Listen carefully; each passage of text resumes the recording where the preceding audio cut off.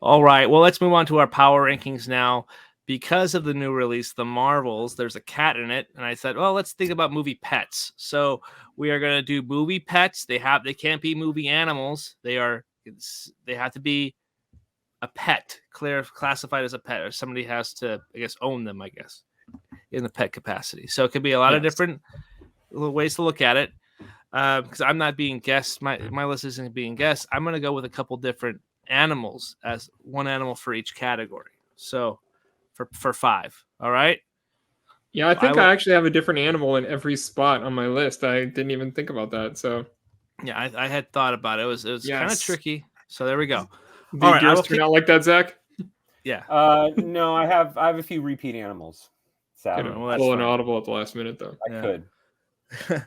All right. So I will go first. I'm kicking it off at number 5 with my video game choice. I am going with a horse here, and it's from a game called The Ghost of Tsushima. And the reason it's Jin's horse, it's the horse that you ride out through the whole movie. And of course, the game is based off the island of Tsushima is being overthrown, so you have to go and save everybody there. But you're riding your horse, so of course, like many movie animals do. The same is true for video games. You get so attached to this horse, and right when your character needs the confliction in his heart to kind of overpower the enemy, he dies, and it's very emotional. But Jin's horse is something that you spend about 20 hours or so with, and then he dies throughout, and you have to get a new horse, which is he's a jackass. The new horse sucks, but the first horse is the one that is very meaningful and prominent. So that's gonna be my horse pick, because I at least wanted to mention one video game pick there. So nothing too crazy. Red Dead Redemption for a horse pick. Like there are a lot of horses. I haven't played that one, so I played the first one a little bit, but this one was fairly recent. It could have been the movie you haven't seen, game you haven't played pick on the. Yeah, that is true. I'm not. Oh, I am Terry. Red Dead Redemption. There we go. I didn't. I forgot. I didn't predict a Fred Astaire movie for Terry's list. Oh, I should have done that. Yeah, that's a good call. All right, let's go. We'll go down the list. Todd, go number 5. Okay, my number 5 is going off the board a little bit. I previously mentioned this movie in Movie Douchebags, but not for this character because it's a pet. It's from This Is the End, and the pet is Channing Tatum, because he is. That's great. Once the world goes to hell, Channing Tatum is on a leash held by Danny McBride, and he is now his like pet. And hey, what's up, guys? Yeah, and Channing Tatum, I've seen in interviews that he said he only signed on to this movie because he was way too drunk when he got a call about it, and he said he also want to be part of that. And so yeah, he's on a dog leash out when the world's ending, and that's a great pet. So number 5, Channing Tatum. I respect it. That's brilliant. Thank you. I was proud of that one. Good call. All right, Zach, what we got? All right. I don't know how to say this, so I'm just going to say this. I have a pick that's in my top 5, but I can't say. Not only can I not say what it is, I can't say the movie because I think it will spoil it. I don't know what to do. I'm such in a predicament. I will say that maybe in 6 months we can listen to this podcast. There is a movie somewhere in the universe where a pet plays a huge role, such a huge role in the movie that I would have named it number 1 for this list. Doesn't that sound vague? I can't even say the movie because you don't expect the pet to be that big in the movie. But anyway, once you see it, you will know exactly what I'm talking about. And I'm just going to leave it at that. So yes, that's my number 5 pick. No, that's not my number 5 pick. My number 5 pick is EO. Have none of us seen this movie? Is that why you're saying it like that? I can't say. Because I don't think you have. I don't want to say it. I can't say it. Do you see this the is stupid now? It is stupid. We're just moving on. Number 5 is EO from EO, a movie that I really think Todd should watch. I think he would dig it. I think he'd give it 3.5 stars. I want to see this one. Like The Killer and like whatever. It's a movie about a donkey, and the donkey is really, it's a sad movie. I mean, the donkey's life from conception to there's no donkey sex in it, but there is a birth and there is a life and there's a death, and it's a beautiful spiral. I nominated for my Pinot the German soccer team that beats up EO, and it didn't get recognition because none of you fuckers have watched the movie. But when you see that movie and you see the German soccer team, you will understand why they were my biggest douches of 2022, other than the volcano that killed those volcanologists in that documentary. Whatever. Anyway, EO is a good movie. I liked it a lot. It's my number 5 pick. It's the most punchable face of that German soccer team. I think that's what it was. Yes. Whatever. Just remember, there is a movie out there where a pet plays such a huge role that it would be on this list, but I don't want to say what it is. All right. When you see it, you'll know. I'm still, but we may have seen it and we don't know anyway. So I don't want to say. This is a rolling thing in the podcast. When you know, tell me, and then I will. So next year we'll figure it out.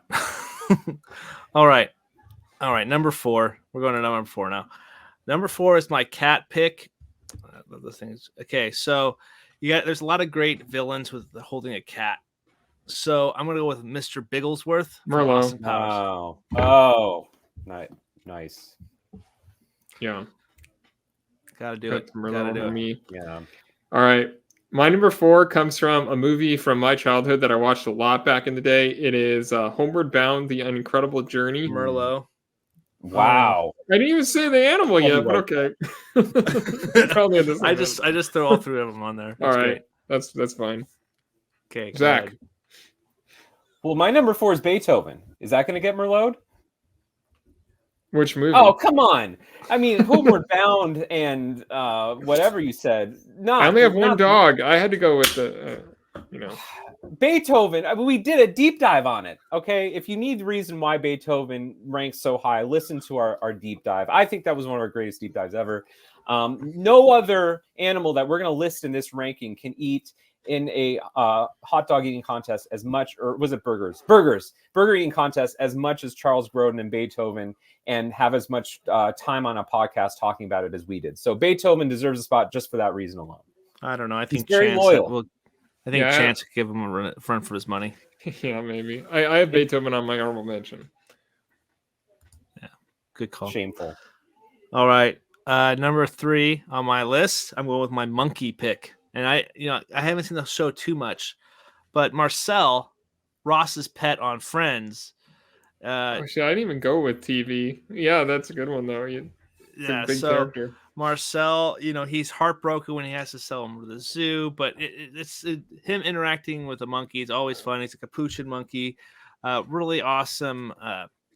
Just a really kind of character in himself, and having that relationship with Ross is awesome. If I would have done another capuchin monkey, it would have been the monkey from Night at the Museum, but he's not really owned. He's just part of the museum exhibit. So Marcel from Friends. There we go. That is a great choice. Okay, number 3, I went with Jake, which is the crow in The Shawshank Redemption. I previously mentioned this in Stephen King adaptations, uses of alcohol and inanimate object characters. But Jake is the crow that belongs to Brooks, and he is like his whole existence, and his best friend in the world is his crow Jake, and he keeps him in his jacket. He feeds him. And that is like one of the most genuine connections in the whole movie is Brooks and how he lives his life with his best friend in his pocket. So there you go, Jake in The Shawshank Redemption. Good call. All right, thanks. Zach. Okay, my number 3 is a cat pick. And it is Ulysses the cat, although I don't remember it being named Ulysses in Inside Llewyn Davis. I think he just refers to him as Cat in the movie. But I tried to give preference to animals or pets that actually played a big role in the movie. And this cat is the cat owned by the Gorfines, who Llewyn Davis is staying with in 1961 in New York City, as he is a starving musician. But the inciting incident of the movie, if you look at the screenplay, is like the fact that he loses the cat, which is a great situation. I mean, if you're house sitting for a pet and then the pet escapes, that's a great idea for a movie alone. Forget the folk singing, forget New York City. Like that's a cool idea for a movie. And Llewyn Davis does develop a bond with the cat, so much so that he becomes the musician, the guy with the cat, I think is what F. Murray Abraham refers to him as. And it's just the cat is very soft and fluffy, and I think it's kind of amazing that you even could train a cat to be in a movie, because dogs you can train and they'll be obedient, but you can't train cats because they have minds of their own. So it's impressive, like, acting from that cat as well. And more movies about lost pets belonging to other people. That's a good one. I had that on my honorable mention. That's the first time watch for me. That's such a good movie. Such a great movie. All right, number 2. So I'm going to do my fish choice. And this is kind of maybe a Terry pick. This is Finding Nemo. This is Gil, Willem Dafoe's character in the fish tank. He's like the angel fish there who kind of he plans this like breakout of the fish tank sequence before they get Darla, because Nemo's gonna be the new Darla animal, and she kills fish, and so they plan this breakout with with Sharkbait, aka Nemo, and they try to do this whole heist. And at the end of the movie, it's revealed that they actually get out and go into the ocean, and they're like, now what? We're like, don't know. And they're still in their plastic bags. Willem Dafoe's awesome. I could have went with like a couple other different characters, but like Brad Garrett plays one of the characters here. You also got what's his name from Office Space and Barry? Oh my god, I'm drawing this. He's the stapler guy, and he's also Stephen Root. Yeah, Stephen Root plays one of the characters here as well. So yeah, I'm gonna go with Gil, played by Willem Dafoe in Finding Nemo. That's my fish. Never would have thought of that. Yeah. Fish is an interesting direction. I wasn't expecting a lot of fish on this list, but yeah, this is a harder one. It's one that you didn't think of. Talking fish, I guess, makes it talking fish, specifically talking fish, because if it's normal fish, kind of lame. What is there, like Jungle to Jungle? I don't know. Anyway. All right, my number 2. Honorable mention fish. Oh yeah, I do too. My number 2 is Mr. Bigglesworth from Austin Powers. I previously mentioned Austin Powers in film franchises, Fictional Stickmen, Unwarranted Murders, and Fictional Doctors. Mr. Bigglesworth is Dr. Evil's cat. And look what happened to Mr. Bigglesworth. Like the cryogenic freezing actually took off all the hair of Mr. Bigglesworth. And then all you see is, Mini-Me wants to, no, we do not gnaw on our kitty, because he was trying to eat his ear. But Mr. Bigglesworth is a great pet. He's stroked by Dr. Evil, even though he doesn't have any hair or fur or whatever it is. I don't know. I don't have a cat. I'm not a cat person, but Mr. Bigglesworth is absolutely the kind of cat I would want, because I don't know. Adam. Yeah, I went with Mr. Mr.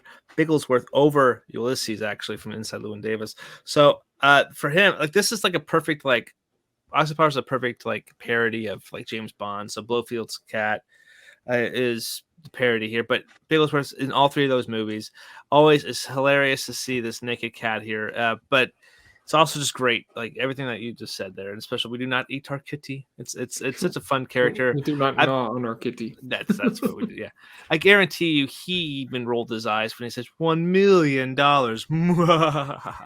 So the cat rolled his eyes. So yeah, Mr. Bigglesworth was my number 4. Zach, not on your list? Not on my list. No. We did a deep dive of that shit. I will say I'm not a cat person. I don't really love cats. But it's a bald cat. I'm not a cat person either. True. Number 2. My number 2 is Babe from the Babe movies. I unabashedly love Babe. It's in my top 10 of 95. It's a movie that I've loved my entire life. I don't love the sequel quite the way that Gene and Roger did. I mean, it was Gene's last number 1 before he died. That's a little bit crazy to think. But anyway, Babe is a great sheep pig. Babe has telekinetic powers with both sheep and dogs. And Babe it sounds a little like Tommy Pickles and Rugrats, but he's got a great spirit, a great attitude. He's a great communicator. He's an Enneagram Type 9, which means that he's a mediator, and he's a keeper of the peace, which I really like and appreciate. So I love Babe. We all love Babe. James Cromwell became a vegetarian because of Babe. Academy Award nominee James Cromwell. So is that a thing? Yeah. He and he's become a prominent spokesperson against eating meat because of Babe, because he's so identified with that movie as Farmer Hoggett. Was he in the second one? Yeah. Oh, yeah. Well, in the second one, it's called Babe Pig in the City because Mrs. Hoggett has to go to the hospital. I love Mrs. Hoggett, by the way. Mr. and Mrs. Hoggett, Farmer and Mrs. Hoggett, two of the great movie characters of all time. Great marriage in that movie, and I would love to someday in 2 years deep dive Babe. I have a lot of thoughts about Babe. I think Babe is a phenomenal movie that shouldn't have won Best Picture in '95. But it's crazy to think that it was nominated for Best Picture at one point in the world, and but it's worth it. Well, yeah, whatever. Both, it's better than Braveheart. We can all agree on that. Yes, of course. No pets in Braveheart. All right, number one pick here. That's where we're going to talk about Chance, Shadow, and Sassy. I combined all. You went all three of them, okay? Because you can't from the Homeward Bound. Way better than The Incredible Journey. I'll even say Homeward Bound 2, Lost in San Francisco, is better than The Incredible Journey. I like that one too. They're so good, man. Great characters here. You have all different personalities there. Essentially, the first one's about the family goes on. It's on vacation, right? I can't remember too much about that, but they go on vacation, get left at this farm. They're like, well, they need me, so they go out and run across the mountains and encounter bears and porcupines and fall over waterfalls, all the crazy things that animals shouldn't be doing. And they finally find their way home in a very emotional, uplifting type of way. And the second one's even crazier too. They trudge through the San Francisco, meet dogs and the blood red van. And again, trudge their way through San Francisco to get to where they're supposed to be. Loyal pets to the very end. And very awesome portrayals as well. So Incredible Journey or Homeward Bound is what I immediately thought of. So, but I really I'm pro Chance. I think Chance is my favorite one of all of them. But yeah, they're great, really good characters and good animals and pets. So yeah, this was my number 4. I just had Chance. So yeah, I watched this movie a lot when I was a kid, or both of them really, but. Yeah, Chance is the one that isn't voiced by an Oscar winner like the other two. Don Amici and Sally Field voiced Shadow and Sassy, but Chance is voiced by Michael J. Fox. And I always identified with Chance. He's kind of the oddball in the family, and he's the one who's the dumb one that goes and approaches the porcupine and gets bitten and has the shit sticking out of his lip. I mean, that's totally something I would have done when I was a kid. We went bee hunting with our bare hands at one point, and I got stung, and I was really upset because I was a kid. That's what Chance is like in this movie. I absolutely love everything about Chance, and he's the he's the one that's most excited to get home at the end of the movie because it's Thanksgiving, and he's like turkey. Cake at the very beginning because it's their wedding. Yeah, cake. Yep, exactly. Chance is the best. That was So he was my number 4. Zach, is this one of your childhood movies too? Absolutely not. What? This is totally up your alley. This is right up your alley. I was like the Winslow boy. Jane Eyre. I didn't watch movies like this. No, you did. You watched all the shitty family movies. Just we didn't watch the same ones, I guess. But you and Adam are normally pretty in sync on those. Okay, my number 1 is Nicolas Cage's Pig in Pig. The name of the pig is The Pig. Okay, good call. Yeah, because the whole movie is Nicolas Cage on an absolute quest to get his pig back, because the pig was everything to him. He wasn't only his business partner, but he was his whole world. And they use, the rare title character pet is Pig. So there you go. I love Pig. I know Zach was a big fan, but that was the one I was okay, the pig is a big part, even though he's only in about one scene. Good call. That was my top 10 of that year too. Great pick. My number 1. Well, if Adam's gonna pull bullshit like that and just name all the animals in the movie, now I'm gonna do the same fucking thing. I'm gonna say all the dogs. Dude, I don't fucking care. Best in show. Now it's hard to remember all of them. But you got Twinkie. Twinkie's the one that wins. You've got Butch. You've got the poodle. You've got the poodle. That's the Christopher Guest one, right? Yeah, Butch is a bitch. The poodle is the one that's Jennifer Coolidge. And Jane Lynch. yeah, and she's like an Nicole Smith, and she marries the old guy. We deep dove this movie at one point, by the way. I We deeply did. love this movie so much that I insisted that we do a deep dive of it. All the pets are the same. I really do love the bloodhound in it, though. I can't remember his name, I guess, but that's the Christopher Guest character. He says, a pine nut and walnut, and just great scene. He does ventriloquy with the dog. Maybe it's just a Christopher Guest, and that dog should be my number one if I had to go. But God Loves a Terrier, and Twinkie did win the show, so I got to respect that, I guess. Beatrice is the dog in Therapy, owned by Parker Posey and the one guy. I mean, they're all great. They're all wonderful dogs, and they're all champions, which is like what Bob Balaban says. 5-1, boys. All right, we got Jin's horse and Ghost of Tsushima, Mr. Bigglesworth from Austin Powers, Marcel from the TV show Friends, 2 Gil from Finding Nemo, and Chance, Shadow, and Sassy from Homeward Bound. All right, my number 5 was Channing Tatum, and This Is the End. Number 4, Chance and Homeward Bound: The Incredible Journey. Number 3, Jake from The Shawshank Redemption. Number 2, Mr. Bigglesworth from Austin Powers. And number 1, the pig in Pig. Number 5 was EO from EO. Number 4 was Beethoven, but really more from Beethoven's second. Number 3 is Ulysses the Cat, a.k.a. Cat from Inside Llewyn Davis. Number 2 is Babe. And number 1 is All the Dogs from Best in Show. Great list. Now it's honorable mentions time. I have a couple categories here. Dogs, I have Toto from Wizard of Oz, Doug from Up, Max the Grinch, Baxter that gets punted off a bridge in Anchorman. Yeah. Put it Baxter. And Buster from Toy Story 2, who helps them get down there.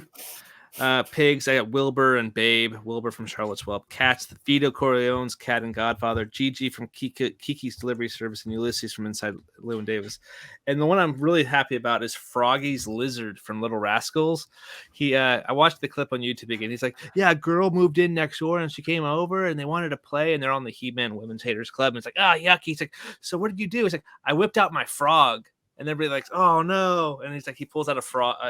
His lizard. He pulls out a lizard from his overalls and shows them. So that would be a movie I would be ashamed to say that I would do a deep dive on. Okay, I have Brandy in Once Upon a Time in Hollywood. Yes. Beethoven second. Lucy and Wendy and Lucy. I'm surprised that Zach wasn't. Oh wow! I have Scud in Toy Story. It's because Scud, you idiot. He's an awesome dog. I like the dumber the dog, the better. Lulu and Dog, which is the Channing Tatum dog movie. I had Channing Tatum and not Dog, but I had Channing Tatum's dog. It's an honorable mention. Iggy the iguana in Jafar Panahi's This Is Not a Film. It's actually a pretty cool iguana, and you don't get a whole lot of pet lizards that are actually prominent characters, and this one kind of is. I also have Buzz's Tarantula in Home Alone and Thomas Middleditch's Goldfish in The Wolf of Wall Street, because he gets swallowed by Jonah Hill, and it looked like a good goldfish for all. I mean, as far as I could tell. So it's a good one. That's the whole life of a goldfish. He was there and he wasn't. All right, Zach. All right. Well, I did have Lucy on my list. I don't know. I didn't think it was funny to talk about. It's such a depressing movie. So I talked about EO instead. I have the dead dog in the deleted scene in Sideways. We want to talk about depressing animals in movies. Project Nim, the documentary. Again, one of really 5 movies I never want to watch again. All the Animals Having Sex in Zoo, the documentary about horse fucking. A Fish Called Wanda, The Elephant and Elephant, even though there was no elephant in it. Harry and Tonto, again, another movie I haven't seen, but there's a cat in it. The Cat and the Godfather. I said the Tarantula and Dr. No, not Buzz's tarantula. So there's that wasn't a pet though. I guess not. Okay, well, it's a tarantula. So, and I also did write down Kevin Spacey's dog in Margin Call that he buries at the end of the movie. I had all the pets, the talking pets from Look Who's Talking 3. Maybe that was more my speed than Homeward Bound. Yeah. I believe it was Diane Keaton and Danny DeVito. And then Pi Oh My from The Sopranos. Now, he's not really a pet because he's a horse and he doesn't even belong to Tony Soprano. But there is a whole goddamn arc in season 4 about that horse. You remember it, Todd. Like there's some real important episodes there. And Tony, when he has a painting commission, is standing with Pi Oh My, which was my Facebook cover photo for a long time. And then the last one is if we're going human pets like Channing Tatum, all the people locked up in chains, walking on all fours in Sallow or the 120 Days of Sodom, Oh no! that's honorable mentions. Yeah. Ouch. I don't All get right, to see that movie, but animal cruelty disturbs me. I can't do it. Yeah. One last pick for me is an anaconda. Sir Mix-a-Lot's anaconda in his baby. Not the Jennifer Lopez music video. anaconda. I was trying to come up with snakes. I can only think of the one in Gone in 60 Seconds where the snake that was in the Hummer that they try to steal. Oh, I guess maybe Dusk Till Dawn. Salma Hayek's snake. Which is not a pet though. It needs to be No, a that's pet. closer. not a pet. That's closer to a pet though.